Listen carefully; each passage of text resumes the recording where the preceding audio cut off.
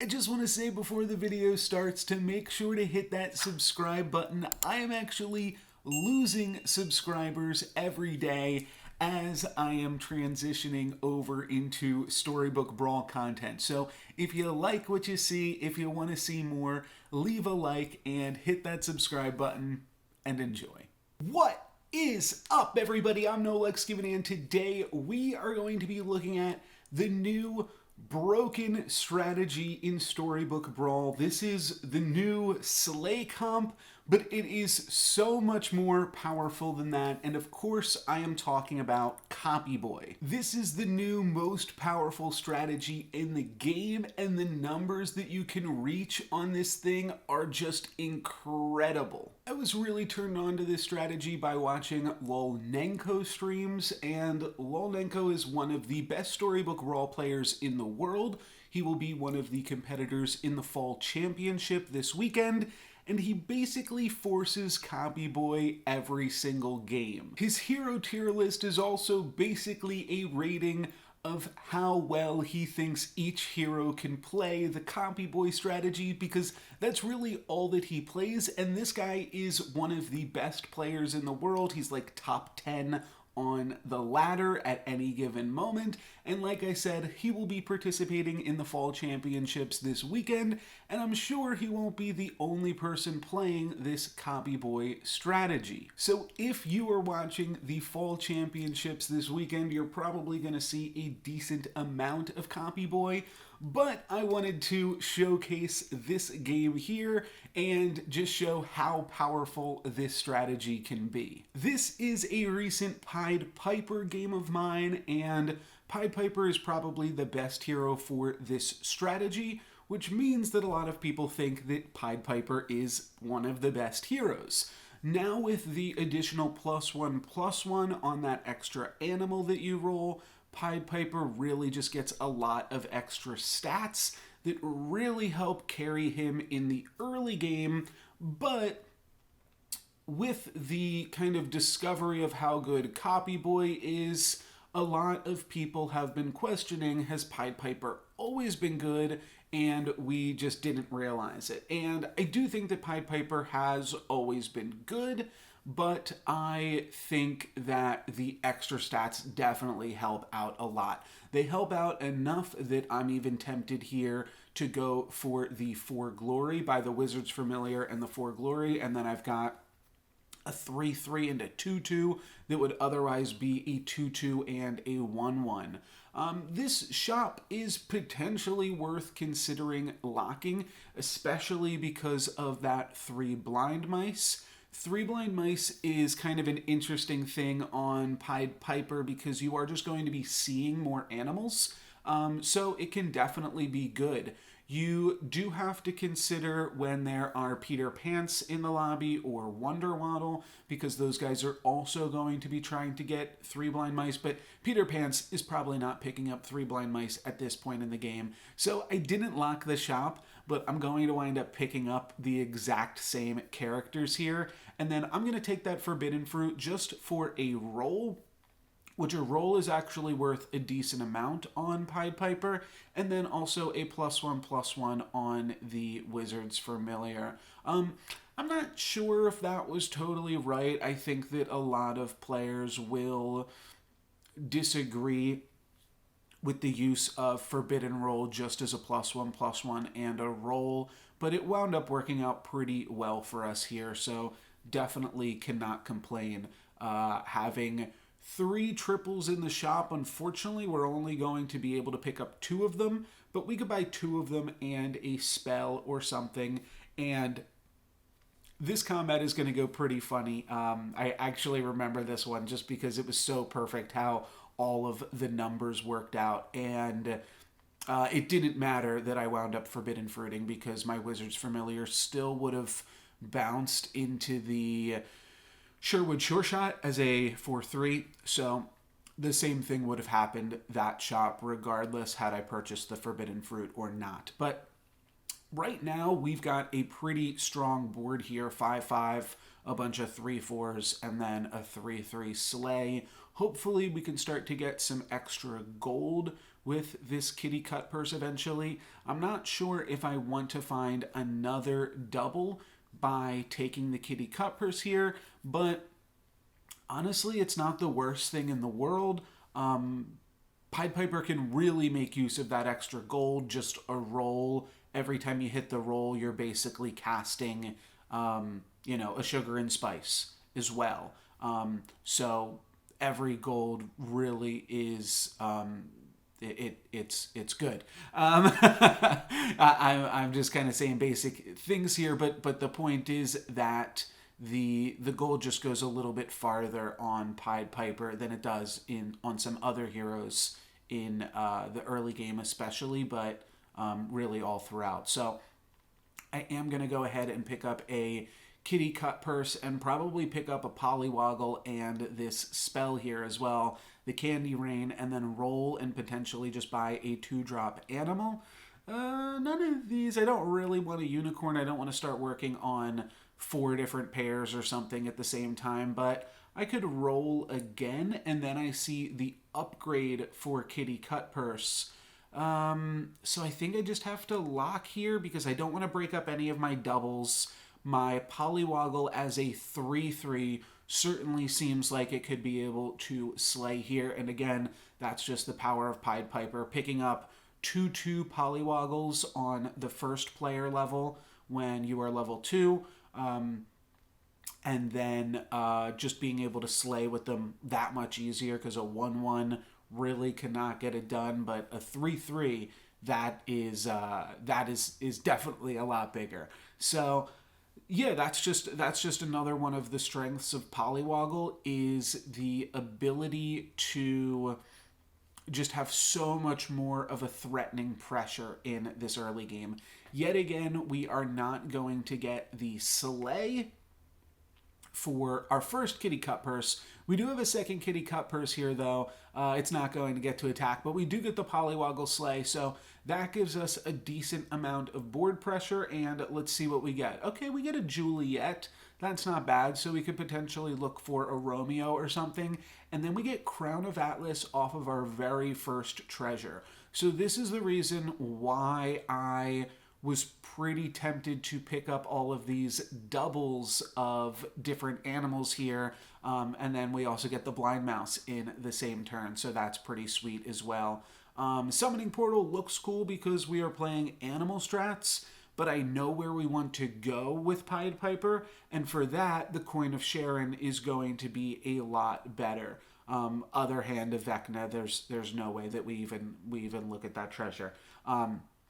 Summoning Portal is really powerful, but Coin of Sharon is better for us right now, and I do think it will actually just be better for us in the future. So we pick up that Coin of Sharon, and I am probably going to move Juliet to the front, because I'm thinking, okay, well, if we start putting the coin on Juliet a few times, then that could actually work out pretty well for us. So I'm going to backline all of these things that I don't want to get buffed, and then we'll keep in the front these things that could potentially use a buff and could potentially be pretty good with it. We'll see if I'm able to ever get some extra coin off of this kitty cut purse, and it looks like I will be able to finally slay with that. And then it'll get the Coin of Sharon too, so that will be even bigger. We get a nice little trade there, and then let's see. I think we'll be able to kill at least one pig, and we'll be able to kill the other pig as well. So we're getting an additional +4 gold this turn from our kitty cut purse and from my opponent's prize pigs. So that is pretty fantastic. And here we see an XP spell, a trash can. But one thing that I've seen lulnunko talk about is really not wanting XP when you are level 4, because when you are level 4, there are just a lot of really good characters that you want to pick up in the shop. Mostly Friendly Spirit and Copycat. So instead of using my gold to buy XP, I will just be using my gold to roll for those characters. And actually, when I find a Romeo here, that is pretty good as well, because I do have this Juliet and this Coin of Sharon. Unfortunately, I don't really find anything else. I just find another Wizard's Familiar, and then the Romeo. But then on the very last shop here, I do find another Billy and a second Romeo. So definitely going to lock for those. There is still one more one-cost treasure that I want to make sure that I pick up. So definitely want to value the ability, and I try to buy the Fireball there at the last second, forgetting that I had already purchased the free roll. So I throw away a gold there, but we had a bunch of extra gold, and looks like we'll get some extra gold on this turn too. So shouldn't be too big of a deal, but definitely a mistake there. And let's see. Yeah, we should be winning this one pretty easily. Unfortunately, we're not going to get another sleigh with the Kitty Cut Purse. Hold on a second. NoLucksGiven. That's right. I think that you have commented on one of my Reddit posts because we have a very similar name. I just realized that, but shout out to NoLucksGiven as the Pan Shadow in this game here. Very funny. So we are going to pick up a Billy here, and we don't get the treasure that we're looking for specifically, and because we have two other treasures, I don't really want Ring of Regeneration nor Secret Stash, but we will just continue rolling. I'm happy to pick up a Romeo though, and I'm also happy to pick up a Friendly Spirit. And then I will probably, we'll take this Genie's Wish, and I actually do get an XP from it. That's fine. Paying 1 for an XP is certainly not that bad, and happy to take that. I also do want to put the Friendly Spirit in because I want it to potentially get buffed by the Coin of Sharon. So that just allows you to get a whole bunch more stats every turn. That's one of the reasons I wanted to take the Coin of Sharon. It also is good with the Juliet here, though. I don't think that, it hasn't gotten any buffs. That's just the Polywoggle being a 3/3 on top of a 7/7. So Friendly Spirit is going to combine nicely with the Coin of Sharon, and we don't have to really aggressively look for the Hermes boots, like not at a detriment to our comp, but if we want to really pop off in the late game, this is the way to do it. And one of the things that is also really important to consider when you are copyboying, and something that I definitely had meant to talk about, is that sometimes you just get to a point where you are playing a powerful enough comp. And the most typical example I could think of this would be if you were playing Merlin, or potentially if you're playing like Sharon Dwarves or something like that. You get to a point where your board can sustain itself, and then your bench is a copycat, and your bench has the Friendly Spirits that you will eventually use. I am going to go ahead and use the end to buy some experience here. Just try to rush to 6 as fast as we can, and then buy some copycats in the meantime. That 5-cost animal is another one that is pretty good to put under a copycat, though we've got Romeos already as like a pretty decent last breath option if we do pick up a copycat and want to play it. But honestly, if I were to find a copycat like right this second, I would just continue to play the current board that I have. I mean, now that I've got 2 Friendly Spirits, maybe we're in a different position, but that is something that you always want to be able to think about, is like, am I just benching these units for later, and have I set myself up well enough that I've just got like this really good board position so that I have the flexibility to purchase these other things? And we're still doing pretty good. We're still pretty healthy. We're in the top half of the lobby right now at 34 health. I do see a Peter Pants there at 41 that we haven't had the pleasure to play against yet, I don't believe. maybe earlier on in the video, but I don't think so. But they might cause some trouble for us later. Porky Lorky's looking like some trees here, and they're actually not even going to kill the Juliet before our Romeo dies, so that is going to mean that we take a bunch of damage, and Tree of Life actually on that happy little tree is a pretty big board there. So we are going to hit 6 on our next turn. I'm just picking up this pair of animals because it's a pair there, and then we see our first Copycat. Eventually, better late than never. But picking up a pair will allow us to potentially find those Hermes boots. And I'm looking here. I don't want to get too greedy, but if there is a way to actually make this Copycat work, we could potentially do some really powerful things here. And so I've got an 11/11 friendly spirit that could be really good with Copycat.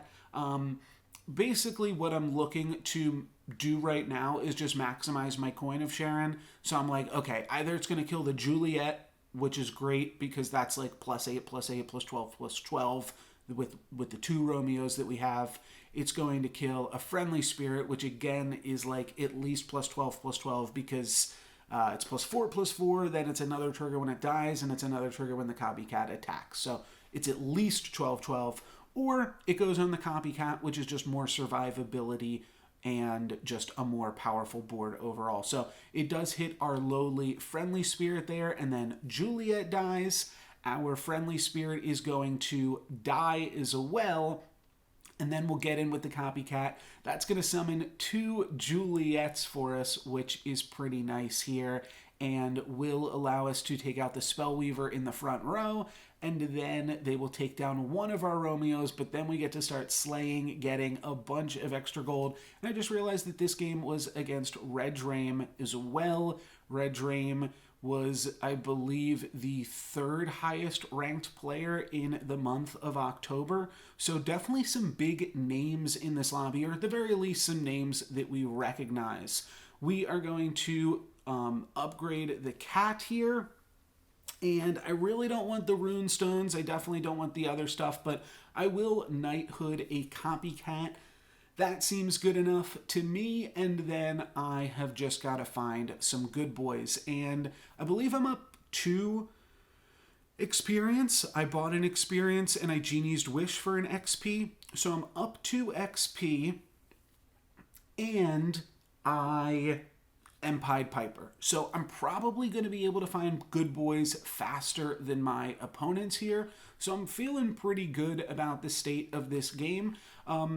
Now that the Copycat is upgraded, I do think I want to hedge with it a little bit by allowing it to at least make one friendly spirit a little bit bigger. I think this is probably the best composition for the current board, except I should put the Kitty Cutpurse in the 3rd position potentially, rather than... Oh, okay, great. I do that.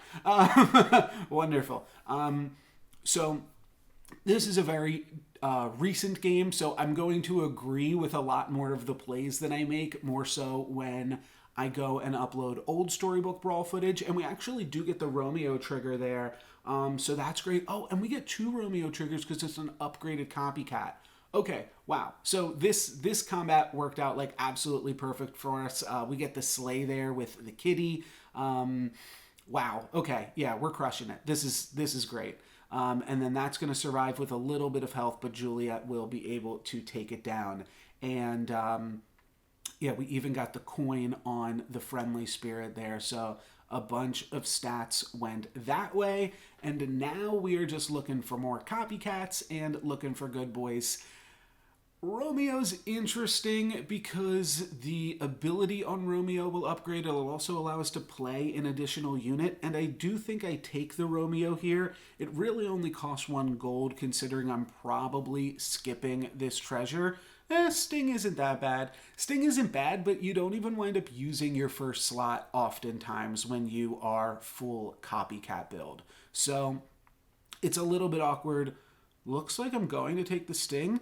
I think I wind up skipping this here.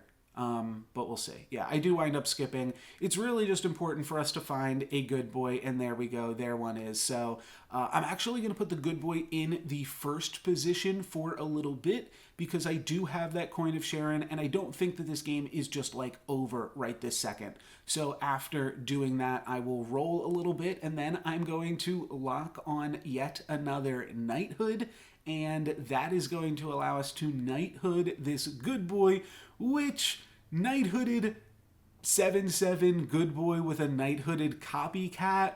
We've done it. We've definitely done it here. So there we go. The good boy gets the +4/+4, and then the we just need this Juliet to die, unfortunately, but the Juliet doesn't die. So that is a little bit unlucky that the Juliet survives, and that's always an awkward part about buffing up Juliet, is that then she's going to survive and be just that much less likely to slay. But I think that we are still going to win this combat, and we're going to win while getting a slay. So we've got some extra gold going into the next turn, and let's use 12 of that gold to knighthood this 7/7 good boy, give ourselves a 9/9 here, and a 9/9 upgraded good boy. Like I said, I think that's going to be enough that we can stop what we've done so far. So now I'm going to sell the golden chicken. I'm going to buy a copycat, and now we've got a lot more rearranging of this board to do. We're going to want to put Juliet, copycat, copycat in the front row. We're going to want this good boy in the back row in between our two copycats. And then I'm probably just going to play down a friendly spirit. I'm going to bench the 7/7 friendly spirit. But honestly, this is looking really, really good here. Really, really powerful. And this is kind of textbook Pied Piper copycat. Now we will just be using our gold. I mean, I'll pick up copycats if I find them. I'll pick up good boys if I find them. But we will really just be using that gold to find the boots of Hermes, just to make sure that nothing goes wrong. And apparently, I'm actually going to see that I am playing against the last place person in the lobby, a Sad Drac on 2 health, and decide that I want an additional Coin of Sharon buff on this good boy. So that's what we're going to do, and that combat works out really nicely for us. The good boy allows the copycat to survive, and then copycat's going to get in there. Again, Juliet has not died yet. Juliet is a little too big to be dying, and we are a little bit too big to be dying, but that is totally okay. So we got another Coin of Sharon on the good boy. Now we've got a 13/13 upgraded good boy, and now when we start playing against some other people, it looks like Pants really dropped off in the lobby too. Oh, that's unfortunate for Pants there. I am going to pick up a black cat as well, just because the most important thing for me at this point in the game is finding those Hermes boots. So now we will upgrade the Wizard's Familiar, and we do get those Hermes boots. So now we are totally in control. I'll pick up another copycat, and we're really doing it. We're going to have to sell something just to make sure that we can play everything that we want to play. Honestly, I probably could have just purchased those Burning Palms there, the +4 attack spell, and I can go ahead and sell the cat at this point. Either cat, really. It doesn't really matter. Probably should have just sold the black cat, but really, I've got perfect treasures. I guess I am considering this Echo Wood, but really, I mean, in terms of how I like to play this, what I would like to do now, I'm going to change that order back in a second, I believe.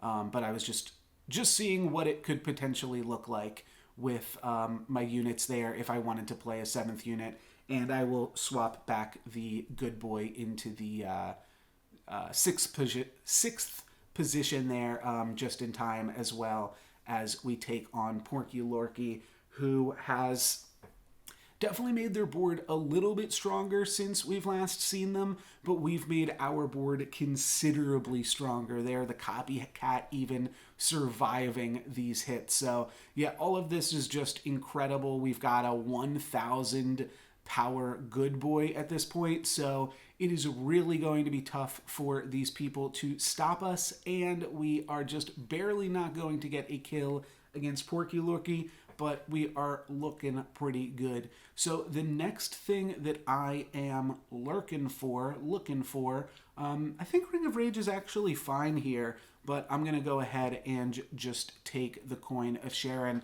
Coin of Sharon's going to keep buffing up the Copycats, which is fine, but maybe the Ring of Rage. Like, I don't need more attack, I think, is basically the consideration here. I do think Black Cat is actually kind of fine as just like an extra unit to put in your 4th slot as well. But a Copycat is probably a little bit better of a unit. So yeah, this is looking pretty good for us, all things considered. And then I see a Lancelot, and I'm thinking I can just put this Lancelot in slot 4, and it's going to get us a free level 5 treasure. So that's really sweet. I'll just cast a spell just to grow the Wizard's Familiar. Why not? I'm not really going to be making use of this Romeo anymore. So yeah, Lancelot will be able to get us a free level 5 treasure, and I think the main things that we would want there would be Staff of the Old Toad, not really Ambrosia, but maybe I would take Ambrosia. Mimic would be kind of interesting, just really give us Boots priority, make sure that there's even less of an opportunity for us to get scammed. And I'm sorry, I'm forgetting the treasure that when you purchase something, it just immediately upgrades it, but not Ambrosia. Maybe that one's called Touch of Midas. That's probably what it's called. But as you can see in this combat, everything is up to 5,000, Lancelot up to 6,000. So that is definitely going to be enough to trigger his treasure. And our good boy did get scammed, but you've got to do a lot of scamming. We're going to see a Pigomorph on our bigger friendly spirit there in the back, but you've got to do a lot more scamming than that to really break through this comp. And then we slay yet again. Don't quite kill Siler there either. Hand of Midas, that's what it's called. I do think Hand of Midas is really good. You just have to have then enough. You don't buy the golden chicken. That's all I'm trying to say. There's so many times where you pick up Hand of Midas and then you just accidentally buy the golden chicken. But buying the good boy is quite fantastic. And now that we've got 2 upgraded good boys, now we will move our units back like this. So that way the first Copycat attacks and is doubling 2 upgraded good boys. So now what I really want is a 0 attack unit to put in slot 1, or I could take this Hercules. Actually, I think that is what I do wind up doing. I like this play a lot too. I'm pretty confident in my positioning right now, and I don't just mean the positioning of my units, but like my actual just positioning in this lobby. So let's throw a Hercules in here, and as long as he doesn't get sniped by an insanely huge ranged unit, he should be able to complete his treasure. But my opponent actually has quite the board here with all of these Robin Hoods. They are going to be able to take down my Hercules, and I'm not actually going to get a treasure here. I've really got to have these backline units carry, and they did get a bunch of health just from the Copycats, but one of my Copycats was also unable to attack, so that winds up being pretty huge, and it was the Copycat that was supporting both of the good boys. So this is actually a little bit scary. We're still at 28 health, and like I said, that's part of the strength of Pied Piper. Unfortunately, I mean, this is going to be close, and it's crazy how close this actually still is, but unfortunately, we are not going to be able to win this battle as my opponent just has too many backlined ranged units. So we do lose one. I think we took 12 damage down to 16, but that is the strength of the early game Pied Piper, because we lost no health in that early game, which just gave us so much more time at this stage of the game. Also, Now we are playing against the Ghost. So that is a nice little break. Assuredly, we are going to be able to get our Hercules treasure now. That should not be too big of a deal. And I just have to think of a way to play around this Robin Wood. So I am thinking, wow, another good boy. I'm thinking that I want to diversify my units, and I think the best way to do that is just by grabbing some more good boys. So we've got a ton of good boys now. I could potentially lock for this Soltak here. I think that that could actually be pretty good. It would just give us like another free unit to be able to make some things work here. So I'm surprised that I did not do that. But we should be able to get a level 6 treasure against this Hercules. And the fact that we now have so many good boys means that even if a few of our units get Robin Wooded, we should have enough remaining units to still figure out a way to carry us if we are against the Fates. But if we are up against Apocalypse, then I really don't think we're going to have too big of a time. It's just going to be a matter of do we get scammed or not against whatever they had. The last time we saw them, they were playing a bunch of evil things, and Ivory Owl is certainly really tempting here. We also see an evil twin to potentially make another good boy that is also really tempting. But this Phoenix Feather is just going to go really well for us in case something goes wrong, which I think is what we have to prepare for because my opponent is just trying to scam us. And Phoenix Feather plus Crown plus Boots might be the best configuration. I mean, maybe like Mirror Mirror or something. And then I'm just considering what else I can do with my last slot here. So I'm going to roll, and then I actually get what I talked about. I get a baby root right there.